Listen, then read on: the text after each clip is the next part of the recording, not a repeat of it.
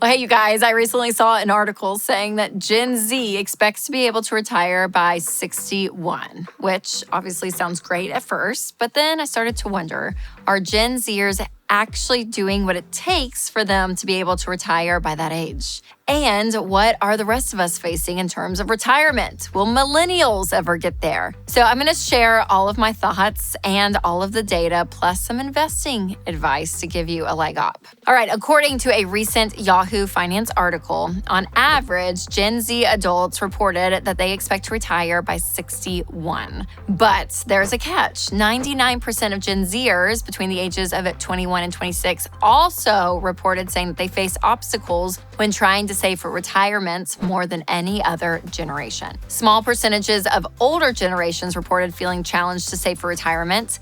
88% of millennials, 91% of Gen X, and 86% of baby boomers. You guys, that's a lot. And on average, millennials expect to retire by age 64, Gen X by 65, and boomers by 68. Another article that I saw recently says that Gen Z is hopping on a trend called soft saving.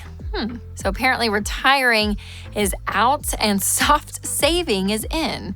Gen Zers between the ages of 18 and 25 are taking a more relaxed approach to their long-term financial plans by pursuing experiences that promote personal growth and emotional well-being. A report found that this age group is more interested in living in the moment than retiring early or at all. I mean, some of you might be thinking, well, who cares about Gen Z anyways? They're young and they're clueless and still have decades until they have to retire, so let them learn the hard way. Now listen, there is a time and a place for tough love, but a little compassion is what we all need too.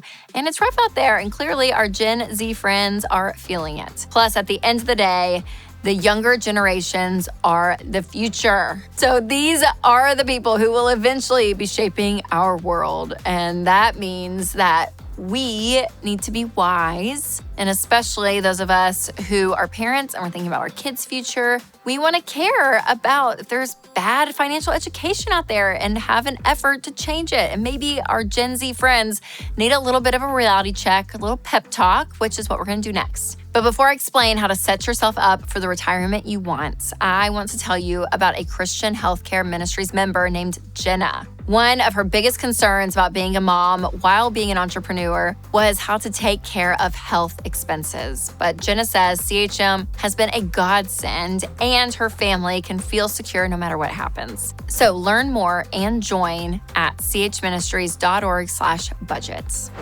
All right, Gen Z pals, gather around and listen to your old millennial bestie, Rachel. Like anything in life, there's a balance, and it's totally valid to want to protect your mental health and pursue memorable, meaningful experiences and travel. Like, I get it, but there has to be some discipline along the way. And the good news is that once you commit to making wise financial decisions all the time, it'll shock you how quickly you start to build more margin for the things that you really want. So if I had to boil it down to the number one thing to keep in mind about investing in retirement is to stick with what's been proven over time. So listen, going back to tried and true teachings, looking back at track records, seeing data, seeing the history of stuff is really important. And it might sound cheesy, but I truly believe that no matter what stage of life, career, or financial journey you're currently in, there is time to change your habits. And regardless of all the scary headlines out there, there are things that you can do actively to create a better, more stable future for yourself. But listen, if you are not following the 7 baby steps, I would encourage you to do that, because once you're out of debt and you have a fully funded emergency fund, this is where investing becomes a beautiful thing in your life, because I encourage you to invest 15% of your income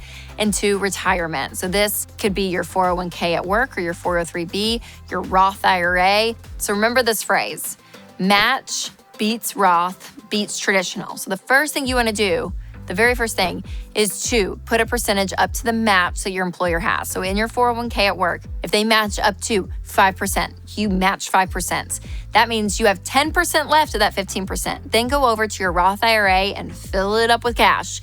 Now, if you've filled it up and maxed it out for the year and you still have a percentage of your income left, go back to your 401k and max it out. And then for all you high rollers out there, if you've done all that, you can do your HSA, a health savings account, actually use that for retirement. So there's other vehicles that you can use when it comes to investing. But always remember, invest 15% of your income into retirement. Listen, even if you're doing that and you're doing this and all the things, none of that really does matter without contentments. Because let's face it, you could technically be winning with money and still not be living a life with peace, because you are just chasing and chasing and chasing and chasing. And money plays a role in our lives, okay? It is very important because sometimes it can be a huge role because you're stressed and you're living paycheck to paycheck and you don't know what to do. So you're like obsessed with it because you just feel like it's collapsing in front of you and you're freaking out.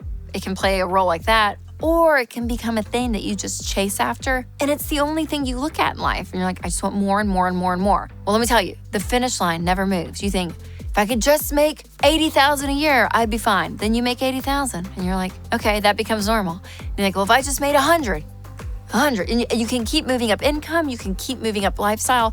You have to understand, everything keeps moving. You get used to where you're at, you will always want more. And there's part of that ambition that's not bad. I want you to have goals and be working to something, but it's this obsessive nature. And you just think, if I can just have this, everything's gonna be okay. And it's not. Everything needs to be okay with where you are today from an emotional standpoint when it comes to money. That way, when you actually start winning with dollars and cents and you're investing and you're being smart, then that contentment is magnified.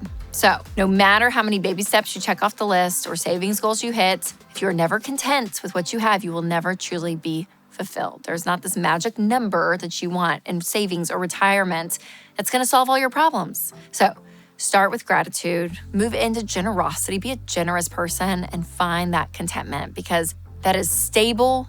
That is something in your life that will be with you no matter what. And listen, being a responsible adult when it comes to your money may not be the most exhilarating thing right now, but trust me, it pays off big in the long run. And the best tool out there to help you build a budget and build a future you want is EveryDollar. EveryDollar is one of the best budgeting apps out there. I'm telling you, it is amazing. It helps you when it comes to your budget. It helps you get control of your money and do the things that you want to do.